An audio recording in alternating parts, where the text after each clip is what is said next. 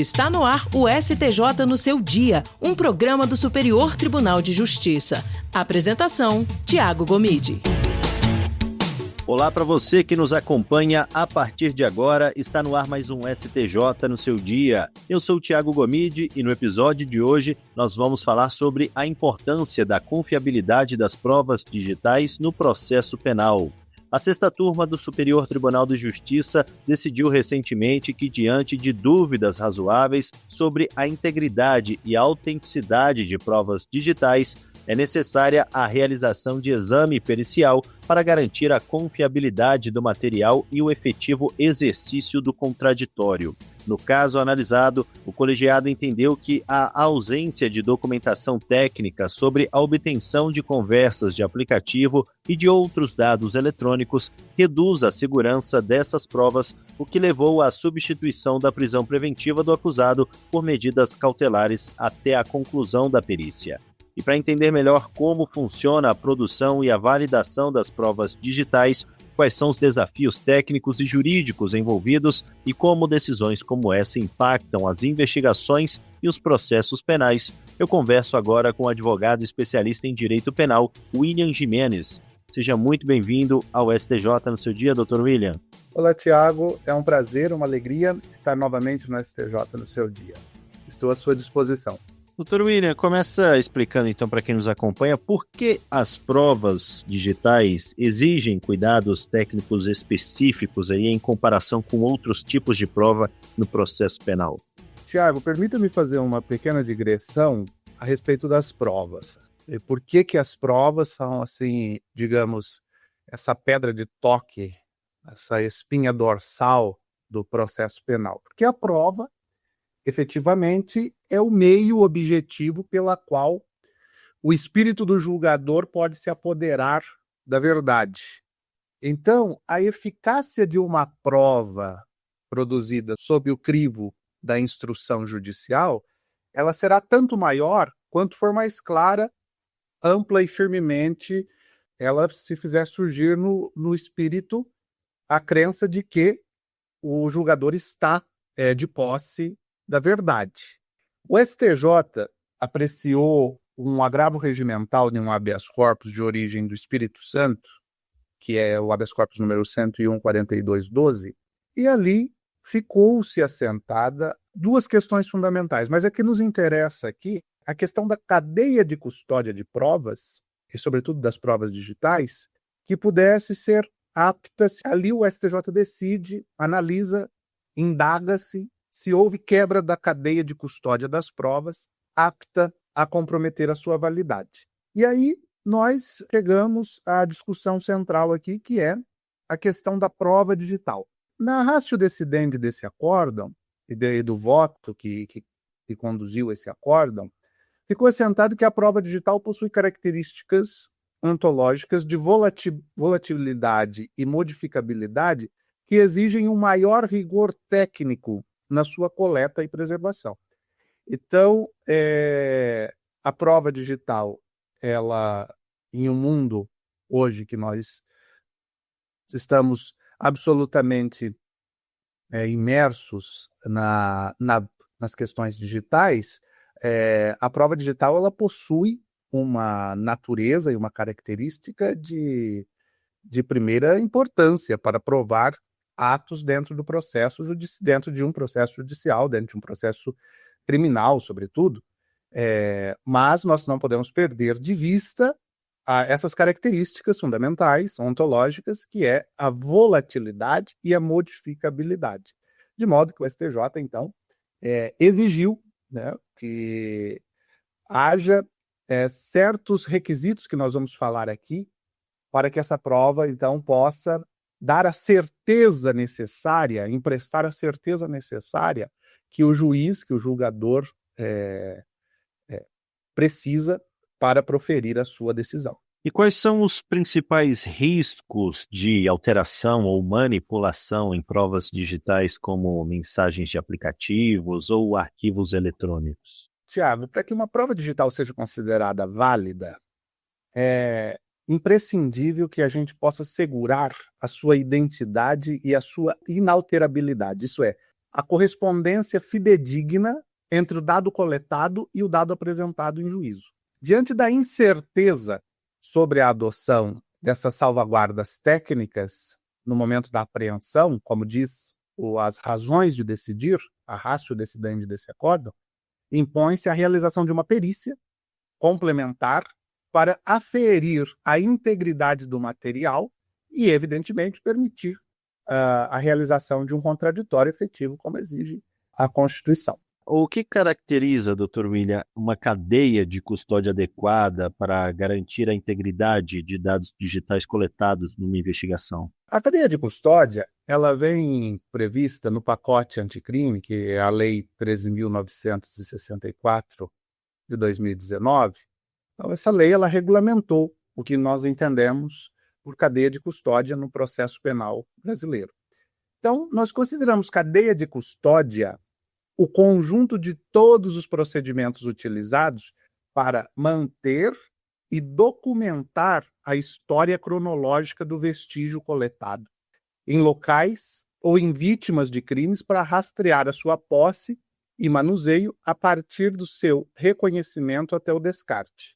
Então, é necessária a realização de vários procedimentos para manter a história cronológica do vestígio. E aqui, isso nos crimes digitais, isso é de extrema relevância, porque a cadeia de custódia deve ser analisada em conjunto com os elementos produzidos na instrução, sendo válida, portanto, a prova, isso o STJ já decidiu, em um recurso especial, 2.972.295, de origem do Mato Grosso, o STJ já decidiu que a cadeia de custódia da prova deve ser analisada em conjunto com os elementos produzidos na instrução, sendo válida a prova cuja integridade e confiabilidade sejam demonstradas. Então, a aplicação de técnicas como o algoritmo hash e o uso de ferramentas forenses devem garantir a auditabilidade e a idoneidade das provas extraídas de dispositivos eletrônicos.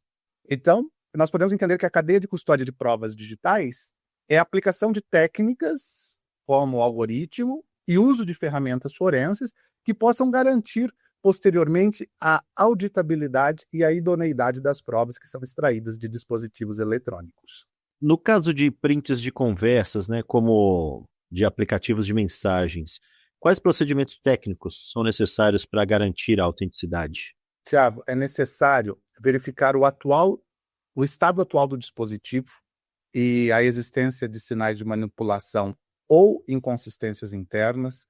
É necessário realizar a extração por metodologia forense padronizada, com a documentação integral do procedimento e fixação da integridade do material extraído no processo, até para fins de viabilizar, e sobretudo para fins de viabilizar a efetividade de um contraditório pleno, confrontar o conteúdo existente no aparelho com os elementos já juntados, aferindo correspondência material, cronológica e contextual, e produzir relatório técnico reprodutivo de modo a permitir, tanto pelas partes no debate durante a instrução, quanto pelo magistrado que proferirá a sentença, é necessário permitir a auditoria e o questionamento técnico em contraditório. Então, são esses 4 requisitos, digamos assim, que o STJ, nesta decisão, nos propõe para interpretar e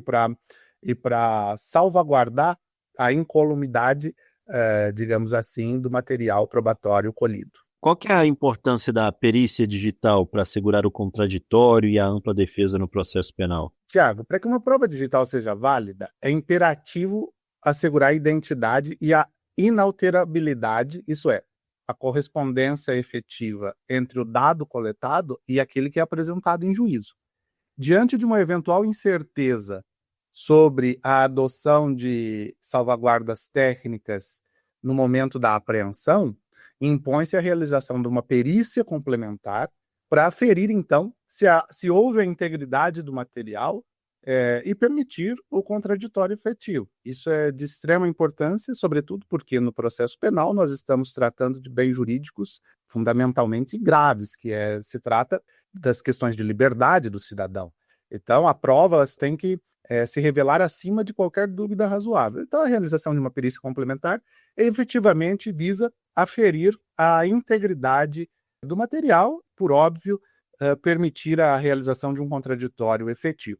E a autorização judicial e a identificação do agente que coletou os dados são suficientes para validar uma prova digital? Além da expressa autorização judicial e além do fato da prova ter sido realizada ou ser realizada por investigador de polícia competente, que detalham o procedimento realizado, é imprescindível observar a preservação da cadeia de custódia da prova, é imprescindível que essa prova digital, diante da possibilidade de adulteração, é imprescindível que essa prova, como nós dissemos, é imprescindível verificar o estado atual do dispositivo, a realização da extração, se o agente que produziu essa prova realizou essa extração por uma metodologia padronizada, com a documentação integral do procedimento, e confrontar o conteúdo, né, se houve a confrontação do conteúdo existente no aparelho com os elementos já produzidos, já juntados nos autos. E, claro, produzir um relatório técnico reprodutível, que possa permitir efetivamente a auditoria e o questionamento pelas partes. E como que os tribunais brasileiros têm evoluído aí no tratamento das provas digitais nos últimos anos? Eu tendo a dizer que o STJ, neste relevantíssimo agravo regimental, ele delimita e dá o norte e fixa uma tese de julgamento de extrema importância para iluminar a jurisprudência que deve ser adotada pelos tribunais estaduais e pelos tribunais dos estados regionais. A tese de julgamento firmada foi a seguinte: havendo dúvida razoável sobre a integridade e autenticidade da prova, é necessária a realização de um exame pericial para assegurar a confiabilidade do material e para viabilizar efetivamente o exercício do contraditório. Então, quando os principais elementos probatórios de autoria consistem em dados digitais, cuja a fidedignidade necessita de confirmação mediante um exame pericial, a proporcionalidade recomenda, por exemplo, como aconteceu nesse caso concreto, a substituição da prisão preventiva por medidas cautelares. Outras, né, medidas cautelares previstas no artigo 319 do Código Penal, até a conclusão da diligência técnica. Mas é importante que se diga que, em havendo uma dúvida razoável, e não havendo a observância dos requisitos previstos neste acórdão, neste entendimento exposto neste agravo regimental, isso pode conduzir, evidentemente, à anulação dos processos criminais, inclusive com a absolvição dos acusados, porque na dúvida, em havendo dúvida razoável sobre a integridade e autenticidade da prova digital, e se essa for a única forma, o único fundamento pela qual se fundamenta um decreto de prisão preventiva ou um decreto condenatório, evidentemente que essa dúvida deve militar em prol do acusado. Ok. E tem diferenças aí na análise jurídica entre provas obtidas diretamente de dispositivos eletrônicos e imagens captadas por câmeras de segurança? Nesses casos, é imprescindível que se viabilize o confronto entre aquilo que está no dispositivo eletrônico com aquilo que é reproduzido dentro do processo. Por isso que é tão relevante, por isso que é tão importante a preservação da cadeia de custódia e a possibilidade de produção de relatório técnico que possa permitir a auditoria e o questionamento técnico em contraditório. Porque as imagens de vídeo monitoramento, no que toca às imagens de vídeo monitoramento, a discussão não se confunde com aquela que é relativa aos dados extraídos de aparelho celular. O registro audiovisual proveniente de câmera, quando extraído do próprio sistema de gravação, é identificado quanto à origem, ao intervalo temporal, ao responsável pela coleta, ingressa em juízo como documento, cuja valoração desta prova ela se faz pela análise do conteúdo captado e pela verificação de sua autenticidade, da sua completude, da sua continuidade temporal, podendo, eventualmente, a defesa, se for o caso, impugnar eventuais cortes, lacunas, incongruências, degradação por compreensão ou falhas de sincronização, sem que isso imponha, como requisito necessário, em toda hipótese, a adoção de um procedimento de extração forense com geração de imagem integral.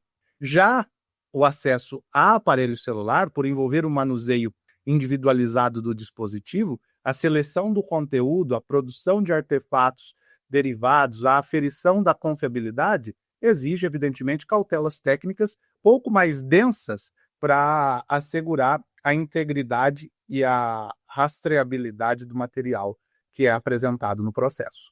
E de que forma esse tipo de decisão, como a da sexta turma do STJ, pode impactar aí a atuação de policiais, peritos, operadores do direito nessa coleta de provas digitais?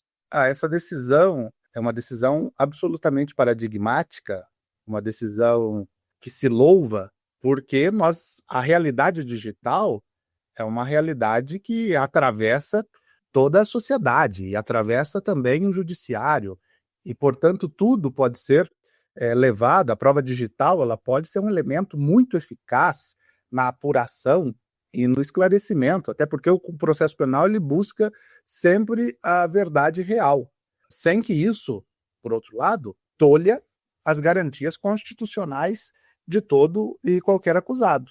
Essa decisão ela é uma decisão absolutamente relevante, absolutamente paradigmática, absolutamente necessária para o momento atual, em que todos nós estamos relacionados diretamente e profundamente com o mundo digital. Então, isso visa a tese firmada pelo STJ, é uma tese que, sem sombra de dúvidas, auxiliará os advogados, os operadores do direito de modo geral, os magistrados, sobretudo, com relação à dúvida razoável sobre a integridade e a autenticidade da prova digital. Uma decisão absolutamente louvável, imprescindível para esse momento, eu diria.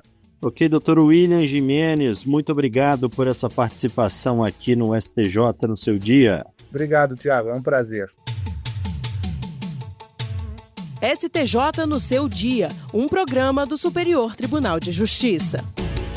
E o STJ no seu dia vai ficando por aqui. Agradeço pela sua companhia na Rádio Justiça e também pelas plataformas digitais. O STJ no seu dia tem produção de Caio Baltazar, trabalhos técnicos de Roberto Glória, direção e coordenação geral de Daniele Lombardi.